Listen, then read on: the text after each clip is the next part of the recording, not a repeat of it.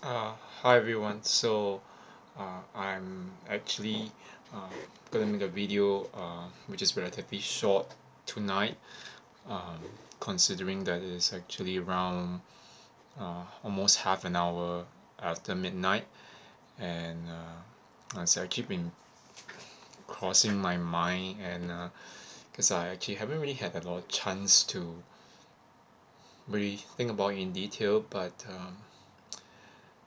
I wanted to actually make a video about the topic of narcissism,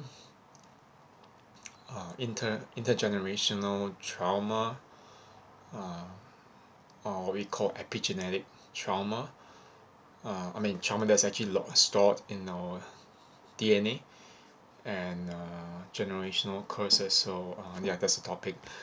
Narcissism, intergenerational trauma, and generational curses. This is actually a very new topic that hasn't been covered much in the community of people who have actually been victims of narcissistic abuse. But I think that if we were to take some time to really think about it, this uh, the tendency to actually uh, to become vulnerable to narcissistic abuse is often influenced by our own upbringing. I mean, if we think about how we actually deal with abuse by a narcissist, um, our tendencies to actually either cower in fear or to try to fawn or to freeze before a narcissist.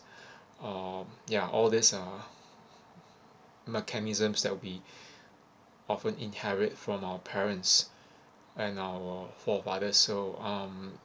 There was one particular life coach and healer by the name of Melanie Tonia Evans, who is based in Melbourne, who has actually been making her rounds in the country about the um, topic of narcissistic abuse. And part of her particular method called quanta freedom healing, which is what I actually use to heal and recover from narcissistic abuse, was based on her own beliefs that we have this epigenetic DNA in us that in which the trauma that is being stored from our forefathers, our parents, and our ancestors is subsequently being passed down to us. In certain religious terms, I think that we have that in certain religions like Christianity or even I think Buddhism, maybe Buddhism and Islam, whatever is religion.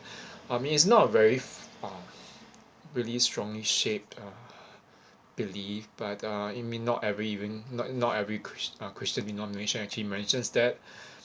But the idea of a generational curse, that we inherit the sins of our fathers or forefathers, and that we have to bear that particular uh, cost of what they have done in the past.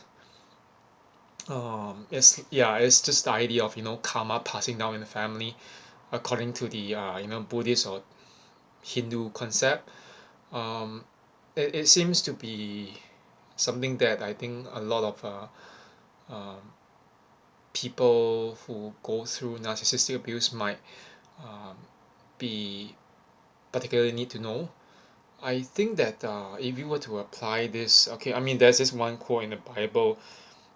It's among the Ten Commandments where I think it's in Exodus 20, um, right after verse 4 and 5, when you know God tells Moses, "You shall not make for yourself an idol in the form of anything in heaven above or on the earth beneath or in the waters below. You shall not bow to them or worship them." The subsequent verse, verse 5, And verse 6, yeah, actually states this, for I, the Lord your God, am a jealous God, punishing the children for the sin of the fathers to the third and fourth generation of those who hate me, but showing love to 1,000 generations of those who love me and keep my commandments. So, from that Christian point of view, the idea that sins and the consequence can actually last um, a few generations, not just within that one generation, is a kind of idea that it can actually even apply in the case of narcissistic abuse. That for us, I was thinking, we as victims and survivors of narcissistic abuse, um, we have been dealing with that pain and trauma of the abuse for not just months but years and years on top of that. And sometimes even after the relationship ends, the person leaves our life. We could still be taking years and years to recover from that, all the PTSD, all the complex post traumatic stress. Yeah. So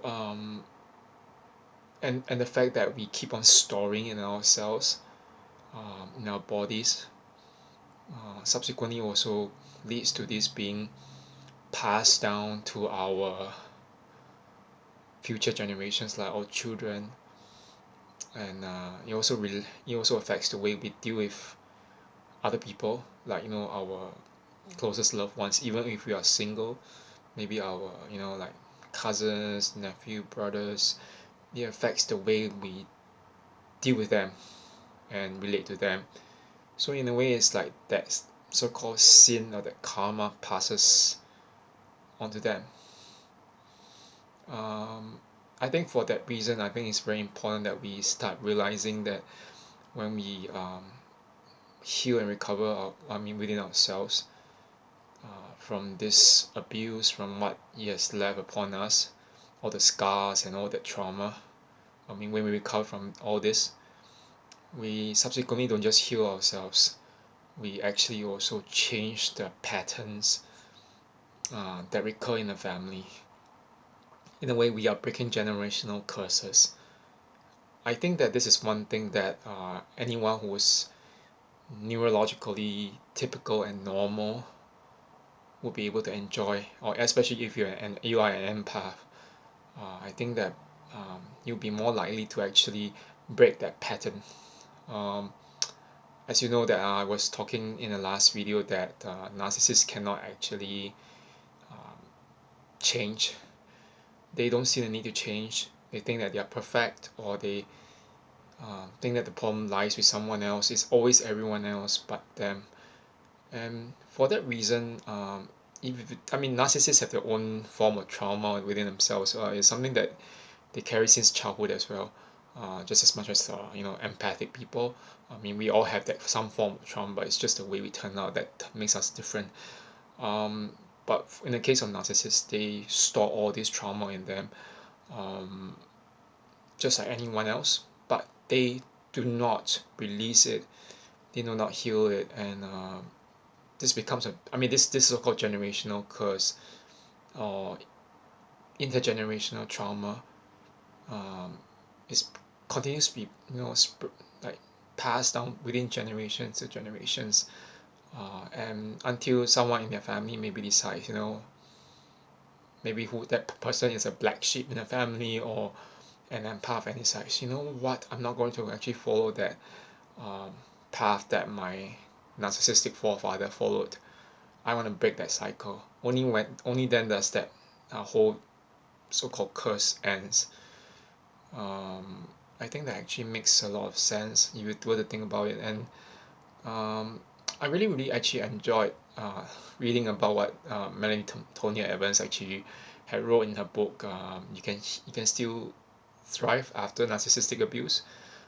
It's actually a pretty good book. I wouldn't say that I believe in everything that was being said, but her modules really actually changed quite a lot of my life.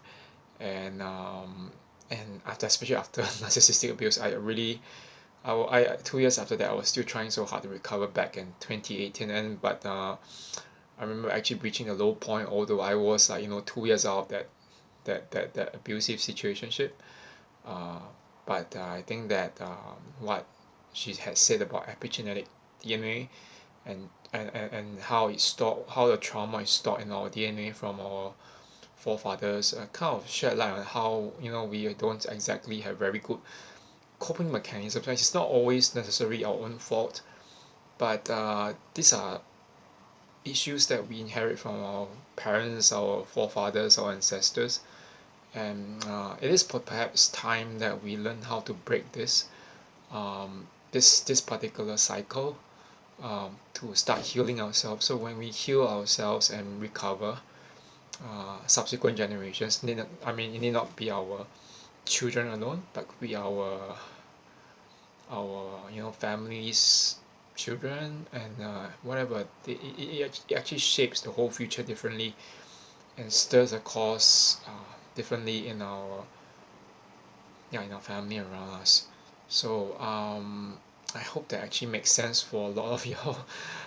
It's just me talking at the top of my head right now. So but I hope that this will benefit all of you, and I'll just sign off for the night. Thanks very much. Okay, bye bye.